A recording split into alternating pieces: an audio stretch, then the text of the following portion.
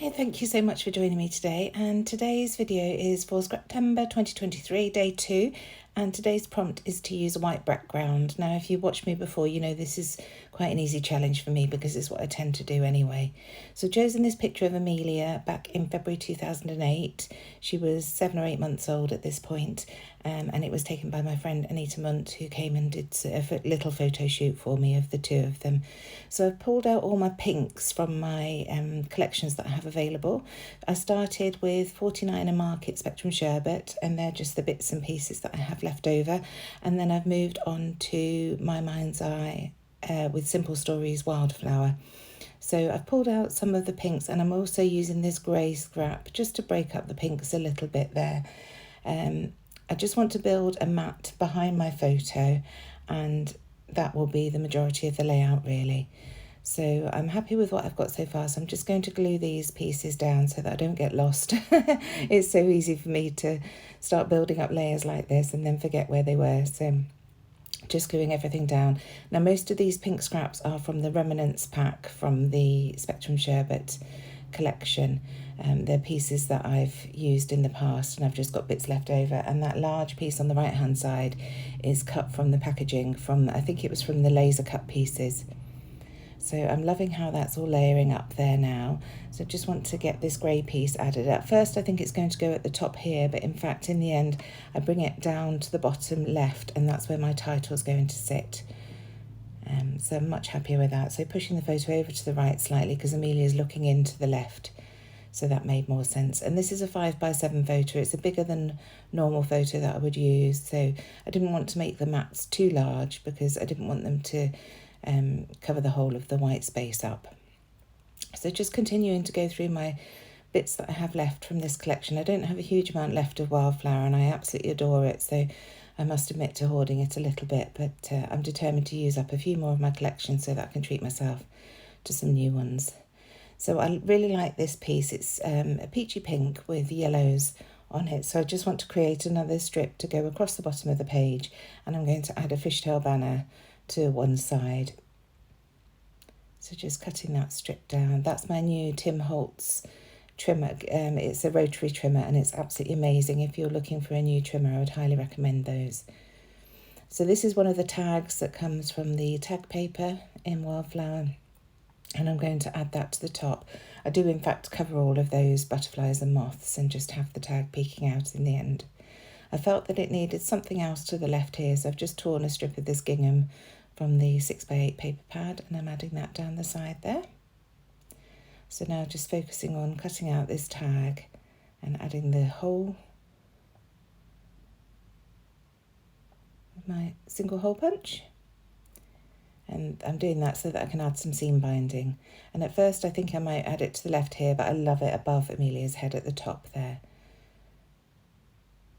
So just trimming that piece down. I felt it jutted out a little bit too much. I think that's why I was trying to put the tag there, because I wasn't happy with the positioning of all the different papers. So this is where I add the fishtail banner here. Just trimming that paper down ever so slightly. And that sits nicely under there. And I think it's at this point, yes, that I move that tag up to the top there. So just using any little bits I have left over. That was the piece that I cut from the top, and I decided to add that down here just as another layer again.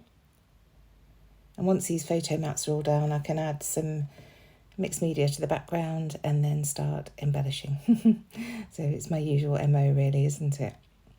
So just using my T-square ruler to check that everything is straight, and then gluing this tag down. So as you see, all those butterflies and moths are covered, but I've got that lovely pink coming out. So using my pencil just to mark where this mat is going to go so that I can add my mixed media, because I don't want to waste my time doing too much if it's all going to be hidden behind the photo. And I'm using this Inklings from Shimmers Paints called Bahama Mama. It's a really lovely pink, and I'm just smearing it around the edges of where the photo mat's going to be, and then I'm going to use the packaging technique to spread that out a little bit. This spreads it out so that you don't have the brush marks, and it also spreads it out to make it dry quicker, so it's dual purpose doing it this way. So just making that sure that I don't have too many harsh lines. So just going around, bringing the mat in to check that I'm happy with everything. And then I'm going to add some splatters just to break up those lines a little bit more. So I add the splatters, leave them to dry for a couple of minutes, and then I'm going to blot them up with some paper towel. So I just left that for a couple of minutes and then I'm blotting it up. So I didn't want it to be too rich of a colour because it's a very delicate photo. So just leaving that to one side to dry completely while I add my seam binding. So this is the seam binding we sell at Hey Little Magpie. We sell it pre-scrunched for you, and it just looks gorgeous on baby layouts.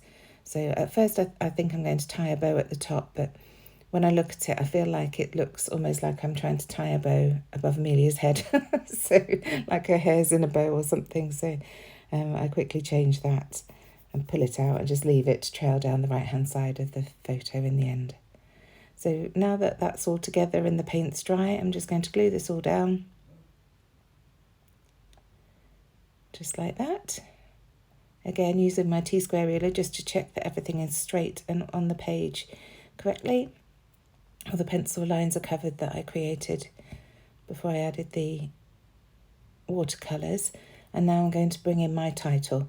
So I'm using the foam stickers from the Wildflower collection, and there's this lovely word that says bloom, and then there's another one that says grow. So I'm going to put bloom and grow. So just positioning the word bloom first of all. Again, using my T-square ruler to check that it's all straight. And overlapping that photo I love because there's that blank space there. I thought that would be really nice to, it sort of incorporates everything together onto the layout. So I find this piece that says and I think I'm going to use that, but in the end I resort to something else you'll see in a minute. So first of all I'm going to get that grow stuck down. I wasn't quite sure where I was going to put it, so just having a fiddle to see where I want to put it, but in the end I do the same and I overlap it on the bottom of that photo. But here I am finding an alternative for that and. There's a lovely ampersand in the sticker book.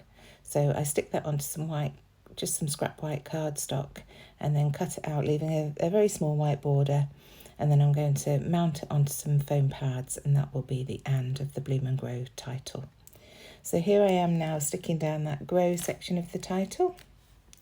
Again, using my T-square ruler just to check, make sure that everything's straight.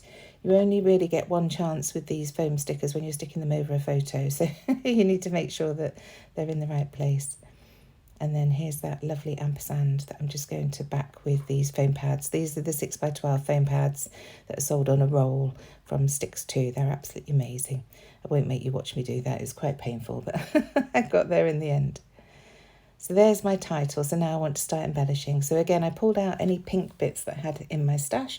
This is from the Stardust collection from Jen Hadfield. It's the sticker book, and there are some really cute florals in that. So I thought I would add those as part of the title down at the bottom there.